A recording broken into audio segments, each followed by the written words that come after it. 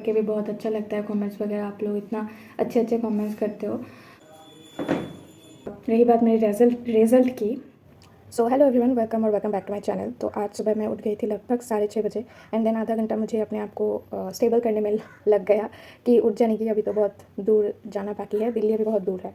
तो ये मोटिवेशन खुद को देते देते मेरा आधा घंटा बीत गया एंड देन फाइनली मैं उठ के सब कुछ फ्रेशन अप होके सब अपना बेड वगैरह ठीक करके अपना टेबल को भी थोड़ा बहुत साफ़ किया, बहुत गंदा हो रखा था, बहुत दिनों से नहीं किया था, तो इसलिए वो सब किया एंड देन मैंने थोड़ा बहुत योगा किया बिकॉज बहुत दिनों से मेरा शेड्यूल एकदम उल्टा सा चल रहा है, मैं कुछ भी फॉलो नहीं कर रही हूँ डिसिप्लिन। तो इसलिए मैंने आज से पूरा तय कर लिया था कि मैं आज से कम बैक करूँगी, मेरे हर एक शेड्यूल जो मेरा रहता था पहले प्रीलिम्स के पहले वैसा मैं करने की कोशिश करूँगी।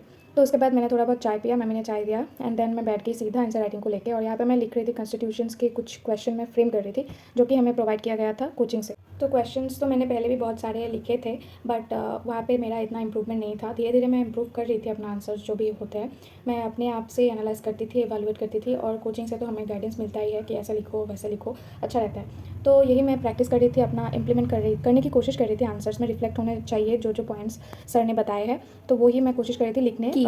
और एक एडवाइस मैं हमेशा देती आई हूँ, अपने पिछले वीडियोज़ में भी मैंने कई बार बताया है कि अगर आप प्रिपरेशन करना स्टार्ट किए हो अभी और आप देने वाले हो जुडिशरी, तो प्लीज़ मेक श्योर कि आप पहले से ही अपने प्रिपरेशन के फर्स्ट फेज से ही आप आंसर राइटिंग करना चालू कर दो। ऐसे मत रहना कि बाद में जब प्रीलिम्स क्लियर हो जाएगा तब आंसर राइटिंग करूँगी या फिर समथिंग लाइक दैट। तो ऐसा गलती मत करें। Answer writing is such a thing which is very time consuming and prelims आप वैसे भी बाद में प्रिपेयर कर सकते हो, प्रीलिम्स के लिए इतना टाइम नहीं लगता है टू बी वेरी ऑनेस्ट। तो पढ़ते पढ़ते मैंने देखा बाहर इतना अच्छा मौसम हो रखा था और ये सुबह का शायद 8 बजे का मौसम था, तो मैंने डिसाइड किया कि अब तो मैं और भी ज़्यादा प्रोडक्टिवली पढ़ाई करूँगी बिकॉज ऐसे मौसम में ज़्यादा पढ़ने का भी मन करता है मेरा।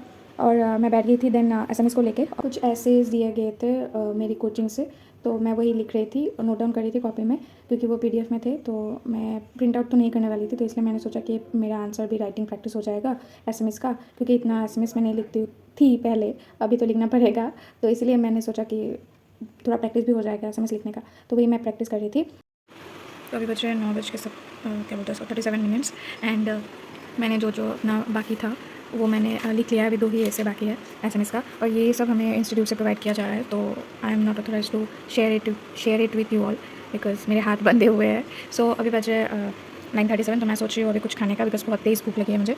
सो या आई एम गोना मेक, क्या बनाऊँगी पता नहीं, देखती हूँ। सो या खाने के बाद, ब्रेकफास्ट करने के बाद मैं फिर से बैठूँगी, कुछ आंसर्स को प्रिपेयर करने हैं तो उसको लेके। सो मिलते हैं कुछ देर बाद, बट आप बने रहिए वीडियो में, ठीक है।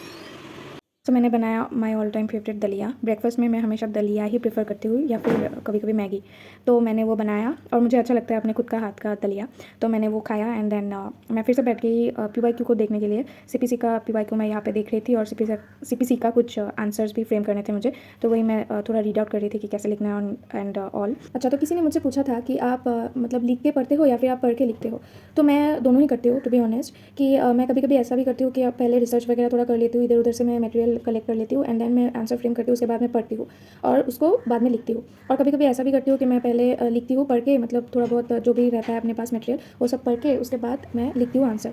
तो इट्स अप टू यू, जो भी आपको कन्वीनियंट लगे। लिखते बहुत टाइम हो गया था, बज गए थे 12:30, देन मैंने नहाया और खाना भी खाया एंड देन हेलो। सो अभी बज रहे रात के 10:30 ऑलमोस्ट, पता नहीं ये फोकस कर रहा है अभी कि नहीं, बट बज रहे 10:30। तो मैं बना रही थी सुबह से एक ब्लॉग मेंस राइटिंग को लेके, जो आपने पहले देख ही लिया होगा। तो रही बात मेरे रिज़ल्ट की, अभी मेरी सिचुएशन देख के आई थिंक आपको पता लग ही गया होगा कि मेरे साथ क्या हुआ है, और यस कन्फर्म कर देती हूँ कि मेरा रिज़ल्ट नहीं हुआ है, मैंने क्वालिफाई नहीं किया है prelims AJS 2025। So cut off गया है 75 जनरल का and I think schedule caste का 71 एंड कई सारे और भी, मतलब ST हिल्स प्लेन्स वगैरह सबका है, बट अभी मेरे दिमाग में नहीं आ रहा है, दिमाग से उतर गया है। सो मेरे मार्क्स आए हैं 73 और कट ऑफ जनरल का है 75। अनफॉर्चुनेटली मेरा इस बार फर्स्ट अटैम्प्ट था और 3-4 साल तक तो मैं नहीं दे पाऊँगी बिकॉज मैंने प्रैक्टिस ज्वाइन नहीं किया है, मैं बस लगी थी जुडिशरी के पीछे, बट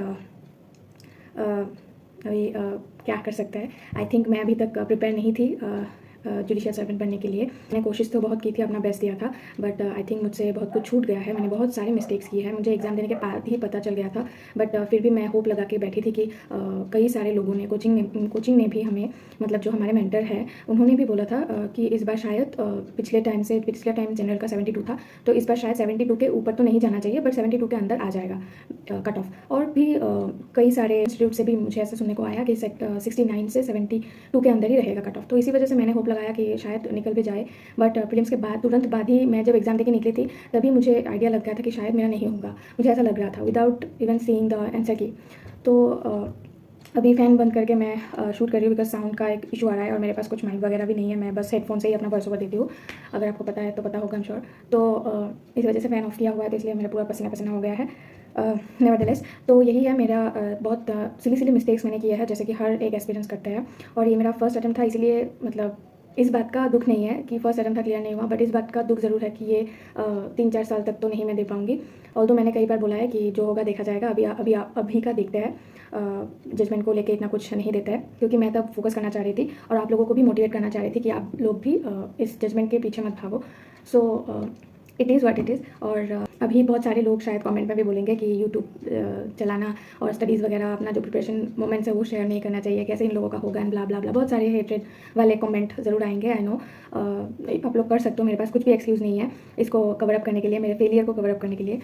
तो आप लोग कर सकते हो, जो भी बोलना है आप लोग बोल सकते हो। और पता है मुझे एकदम भी वीडियो बनाने का एकदम भी, मतलब मैं दोपहर से आई थिंक 4-5 लोगों ने पूछा भी है कमेंट करके कि आपका रिजल्ट क्या है, प्लीज़ रिप्लाई करो। मैं मतलब उन्हीं सब लोगों के लिए जो भी मेरे वेल विशर्स है, जो भी मेरे रिजल्ट को लेकर कंसर्न थे या फिर है, उन लोगों के लिए मैं बस ये शूट कर रही हूँ।